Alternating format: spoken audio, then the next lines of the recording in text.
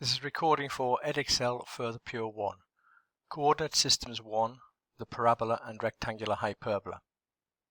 Section 1.7, Problems involving the Rectangular Hyperbola. I'm going to work through this question, which is fairly typical of the sort of thing you might meet in an exam.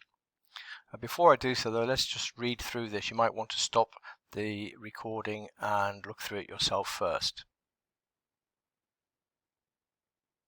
So we're told that P and Q are 2 points on the rectangular hyperbola, which we called C, and that the equation of the rectangular hyperbola is xy is equal to 4.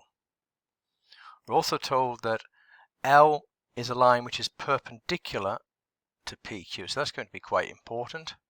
And the first thing we need to do is to find the Cartesian equation of L, and then the coordinates of R, which is a point that the line meets the curve again. So this is fairly standard. We're going to use perpendicular lines. First of all, the fact that the gradient of a perpendicular line is given by m dashed is 1 over, or negative 1 over m, where m is the gradient of the line. So we can use that to work out the gradient of L and therefore its equation. Once we've got that, we can find R by using the two equations and solving them simultaneously. We're asked then to find vectors for PQ and RQ and use those. There's a hence or otherwise, so normally hence is going to be the most straightforward. Use those to find the area of the triangle PQR that is shaded. Right, let's go on and look at these in a little bit more detail then. Firstly, the Cartesian equation of L and the coordinates of R. Well, as I said before, we need the gradient of PQ, so we can calculate that very straightforward. The gradient PQ is equal to, one way is just to draw on the diagram, isn't it, to say that this is 3 and this is negative 3. So the gradient of PQ is 3 divided by a negative 3, which is equal to negative 1. And that means that the gradient of L must be equal to 1. Once we've got that gradient of L, we can use it to give us the equation of L, because we've got a point which is at 4, 1. So we can say that y minus 1 is equal to the gradient, which is 1, multiplied by x minus 4. And if we calculate that, we get that y is equal to x minus 3. We want to find the coordinates of R. Once we've done that, so we've now got two equations. We've got y equals x minus 3 and xy is equal to 4.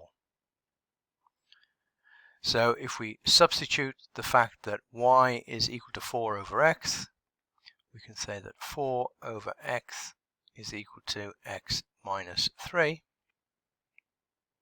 And therefore, multiplying that out, it gives us the fact that x squared minus 3x minus 4 is equal to 0, which factorizes x minus 4 and x plus 1 equal to 0.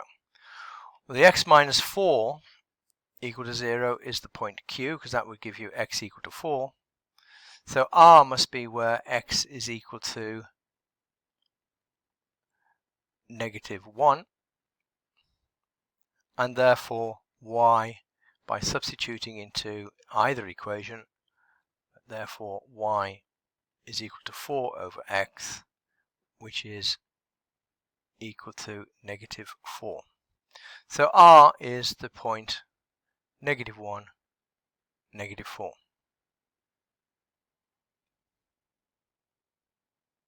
So if you'd like to pause the video again at this junction and then look through this and make sure that you understand it fully before moving on.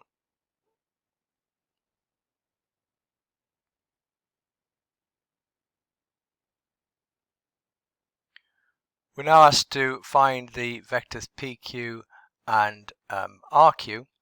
Well, PQ we'd already decided was from 3 along and 3 down from that point, so PQ is equal to 3, negative 3, which is 3 multiplied by 1 and negative 1.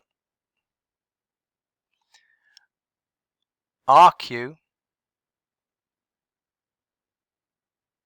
again very straightforward. We can see that from R to Q, coming along here, is 5 along and 5 up. So RQ is 5, 5, which is 5 multiplied by 1, 1. We already know that these vectors are at right angles to each other.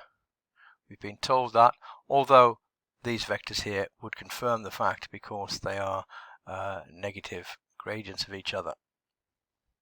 So we know that PQ is at right angles to RQ, and therefore the area must be equal to a half of the length of PQ multiplied by the length of RQ. Well, the vectors 1, negative 1 and 1, 1 both have length root 2 by Pythagoras' theorem, so this is equal to a half of 3 root 2 for PQ multiplied by 5 root 2 for RQ. The root 2's multiplied together give you 2, so we can cancel the 2 on the bottom line with those 2 root 2's. So we end up with 3 times 5, which is 15. And there it is, again, typed out neatly. Do pause if you wish, and just make sure that you're happy with that. Well, that's the end of this video. In the next one, we'll be looking at tangents and normals to the parabola and rectangular hyperbola.